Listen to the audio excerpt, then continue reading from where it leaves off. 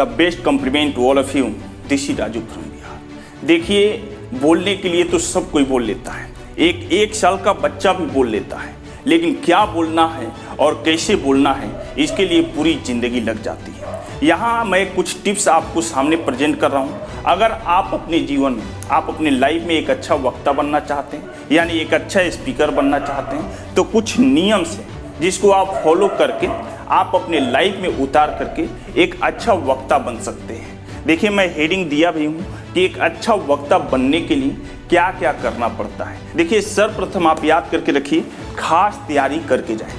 जहाँ भी आपको स्पीच डिलीवर करना हो, जहाँ भी अपने आप को परफॉर्म करना हो, तो सबसे पहले आपको प्रिपरेशन करना होगा, यानी तैयारी करना होगा। देखिए, उस स्पीच के बारे में आपको खास तैयारी करने के लिए क्या क्या करना पड़ेगा। पहला टॉपिक को स्टोरी, पोएम या शेरो शायरी से जोड़ दें। पहला ये बातें याद करके रखिएगा।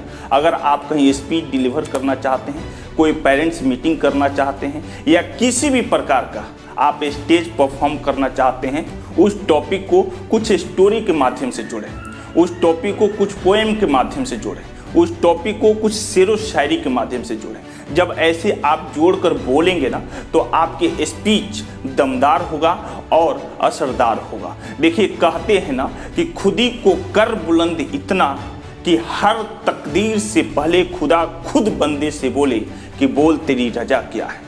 तो ऐसे ऐसे बहुत सारे शेरो शायरी होते हैं, बहुत सारे पोइम्स होते हैं, बहुत सारे स्टोरी होते हैं, जिसको जोड़कर आप अपने स्पीच को असरदार बना सकते हैं। दूसरा बात करें तो अपने बोलने के कंटेंट को महत्वपूर्ण शब्दों से जोड़ करके रखें। देखिए, जो भी आप स्पीच देते हैं, अगर आप एक सामान्य शब्द बोलते हैं तो उसका उतना वैल्यू नहीं है, लेकिन उसी स्पीच में अगर आप वैल्यूएबल वर्ड्स जोड़कर बोलते हैं तो आपका स्पीच महत्वपूर्ण हो जाएगा, आपका स्पीच असरदारक हो जाएगा। तो आप अपने स्पीच में महत्वपूर्ण यानी वैल्यूएबल वर्ड्स जोड़कर बोलें। उसके बाद बात करें तो अपने स्पीच को रिकॉर्डिंग करके सुने और उसमें सुधार करें।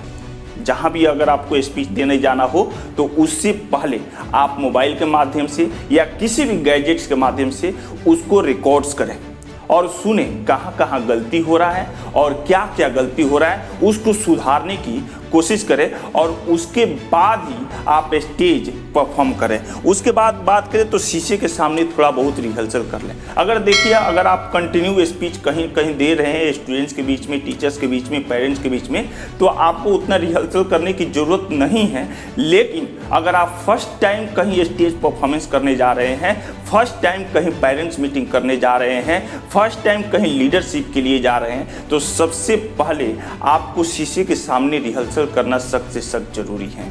अगर आप ऐसे नहीं करते हैं तो आपके अंदर हेजिटेशन हो सकता है, कॉन्फिडेंस का जो लेवल है वो कम हो सकता है। उसके बाद अगला स्टेप्स के बारे में बात करें तो देखिए, ये माने कि आपको सफल होकर आना है। ये माइंड में ये सस्पिशन न रखें कि क्या होगा, कैसे होगा, ये बिल्कुल सस्पेक्टेड न रहे। आप ये माइंड में बैठाकर हमेशा चलें, हमको वहाँ अपने स्पीच को अच्छे तरह से प्रदर्शन करके आना है। देखिए, कहा जाता है ना कि over confidence is the cause of accident, over confidence is the cause of accident and low confidence is the also cause of accident. देखिए, ज़्यादा कॉन्फिडेंस भर कर जाएंगे ना, तब भी कहीं एक्सीडेंट होने का चांस हो सकता है, और लो कॉन्फिडेंस भर के जाएंगे तब भी एक्सीडेंट होने का चांस हो सकता है। अभी इतना आप कॉन्फिडेंट ना हो जाएं कि मैं तो मतलब कि पूरे ऑडियंस का दिल जीत लूँगा, मैं ऑडियंस को प्रभावित करके ही रहूँगा, तो ये आपका ओवर कॉन्फिडेंस हो जाएगा। और इतना लो कॉन्फिडेंस भी न रखें कि एक्सीडेंट का कारण बने। तो एक अपना कॉन्फिडेंस का लेवल रखें जिसके माध्यम से आप ऑडियंस का दिल जीत सके, ऑडियंस के चेहरे पर मुस्कान ला सके, ऑडियंस के अंदर जज्बा और जुनून भर सके। तो ये माइंड में हमेशा ये सेटअप करके रखना है कि मैं जो भी बोलूँगा अच्छे के लिए बोलूँगा और ऑडियंस के हित में बोलूँगा, तो कहीं ना कहीं आप सफलता की कगार पर होंगे। उसके बाद नेक्स्ट स्टेप के बारे में बात करें तो देखिए, हैंड मोशन और आई कनेक्शन को संतुलित करके रखें। बहुत जगह देखे होंगे, बहुत ऐसे स्पीकर्स पिल्लर की तरह खड़े हो जाएंगे और सारा स्पीच दे डालेंगे, तो ऐसा कदापि ना करें। आप छोटे नेता को देखिए, मीडियम नेता को देखिए, बड़े नेता को देखिए, चाहे किसी भी स्पीकर्स को देखिए, उसका हाथ का जो मोशन है ना, हमेशा गतिशील होता है। आई कनेक्शन जो होता है हमेशा ऑडियंस की तरफ होता है। इससे होता क्या है कि जब आप हाथ चलाते हैं, कुछ चहलकदमी करते हैं, तो इससे अंदर का हेजिटेशन जो होता है वो बाहर निकल जाता है और कॉन्फिडेंस का लेवल ऊंचा हो जाता है। उसके बाद आई कनेक्शन से भी आप ऑडियंस को प्रभावित करते हैं, उसके अंदर उत्साह, जुनून और जज्बा पैदा करते हैं। तो आई कनेक्शन को बनाकर रखें और प्लस हैंड को थोड़ा सा मोशन यानी गतिशील रखें। उसके बाद नेक्स्ट स्टेप बात करें तो रुचि की बातें करें। आप कहीं भी पेरेंट्स मीटिंग कर रहे हो या लीडरशिप कर रहे हो या स्टूडेंट्स के बीच में किसी प्रकार का कोई स्पीच डिलीवर कर रहे हो तो रुचिकर बात करें। आप स्टूडेंट्स के हित में अगर बात कर रहे हैं ना तो स्टूडेंट्स से जुड़ी हुई बातें करें। आप अगर पेरेंट्स की मीटिंग कर रहे हैं ना तो पेरेंट्स से जुड़ी हुई बात करें। अगर आप कोई लीडरशिप परफॉर्मेंस कर रहे हैं ना तो लीडर से जुड़ी हुई बात करें, तभी आपकी बातें सुनी जाएगी। एक और बात याद करके रखिए, अगर आपको शांतिपूर्ण बनाकर सुना जा रहा है, लगभग सभी ऑडियंस का ध्यान आपके ऊपर है, तो आप ये बातें मानकर चलिए कि आप अपने भाषण में सक्षम हैं, यानी योग्यता प्राप्त कर लिए हैं और ऑडियंस आपके बातों में इंटरेस्टेड है यानी रुचिकर है। उसके बाद बात करें तो देखिए गलती हो जाने पर घबराएं नहीं। नेक्स्ट स्टेप के बारे में बात करें तो देखिए गलती हो जाने पर घबराएं नहीं। गलती एक मनुष्य का अहम हिस्सा है, एक स्वाभाविक हिस्सा है, ये होना ही है। आप दुनिया में कोई भी कार्य कर लीजिए, आपसे गलती होकर ही रहेगा। तो अगर आप स्पीच दे रहे हैं और उस स्पीच के दौरान अगर कोई भी शब्द का उच्चारण अच्छी तरह से परफॉर्म नहीं हुआ, कुछ लटपटाहट आ गई, तो आप बिल्कुल वहां घबराए नहीं। नेक्स्ट स्टेप को टच करें, नेक्स्ट वर्ड्स को टच करें, नेक्स्ट टॉपिक को टच करें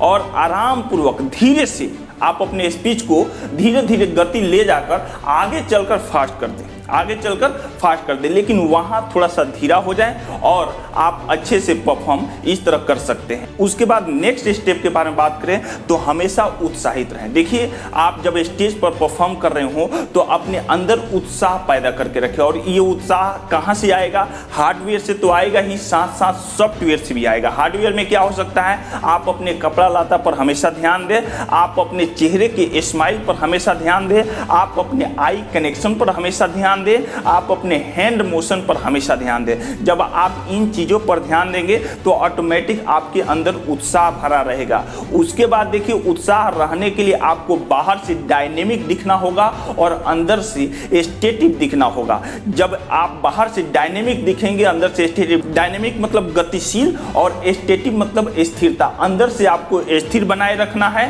और बाहर से आपको गतिशील दिखना है, तभी आप एक अच्छे उत्साह के साथ आप अपने स्पीच को डिलीवर कर सकते हैं। उसके बाद नेक्स्ट स्टेप के बारे में बात करें तो वक्त के अंदर अपनी बात को पूरी करें। देखिए दुनिया में हर एक चीज का टाइम बाउंडेशन होता है, यानी टाइम लिमिटेशन होता है। आप अपने स्पीच को एक लिमिट टाइम फिक्स करके रखें और उसी लिमिट टाइम फिक्स के अनुसार ही अपने स्पीच का शुरुआत करें और समापन करें। ये नहीं कि 2 से 3 घंटा कर दें, 3 से 4 घंटा कर दें, तो इस तरह ऑडियंस बोरिंग फीलिंग करने लगता है और वो आपके बातों पर उतना ध्यान नहीं देता है। उसके बाद नेक्स्ट स्टेप के बारे में बात करें तो श्रोताओं से जुड़े, यानी ऑडियंस से जुड़े। और ऑडियंस से जुड़ने के लिए आपको क्या करना पड़ेगा?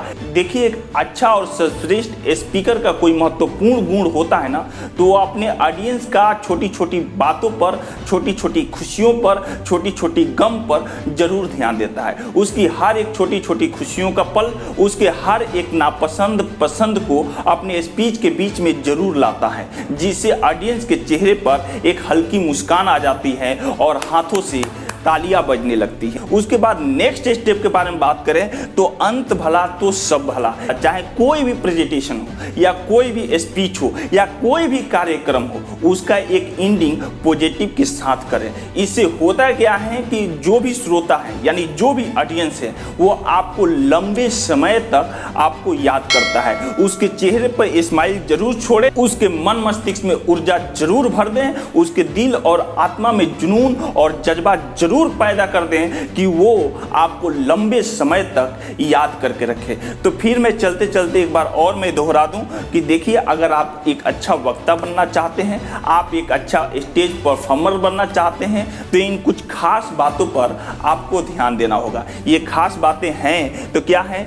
कुछ खास तैयारी हो, क्या हो, कुछ खास तैयारी हो, कहीं भी आप अगर स्पीच परफॉर्म करने जा रहे हैं यानी डिलीवर करने जा रहे हैं, तो उस स्पीच के पूर्व में आपको जानकारी होनी चाहिए कि मुझे क्या बोलना है और कैसे बोलना है। उसके बाद ये माने कि आपको सफल होकर ही आना है। उसके बाद हैंड मोशन और आई कनेक्शन को संतुलित बनाकर रखें। उसके बाद रुचिकर बातें करें यानी ऑडियंस से जुड़ी हुई बातें करें। उसके बाद गलती हो जाने पर घबराएं नहीं, गलती इंसान का स्वभाव है, होता ही रहता है। उसके बाद हमेशा उत्साहित रहें, ऑडियंस को भी उत्साहित करके रखें। उसके बाद वक्त के अंदर ही अपने स्पीच को पूरा करें यानी अपने स्पीच को डिलीवर करें। उसके बाद श्रोताओं से जुड़ी रहें। उसके बाद लास्ट में मैं बात करूं तो अंत भला तो सब भला, अंत को एक पॉजिटिव एंडिंग करें। तो इतनी सारी बातों को फॉलो करके आप एक अच्छा वक्ता बन सकते हैं। तो फिर मिलते हैं नेक्स्ट वीडियोज में, तब तक के लिए तहे दिल से धन्यवाद। Bye bye, take care.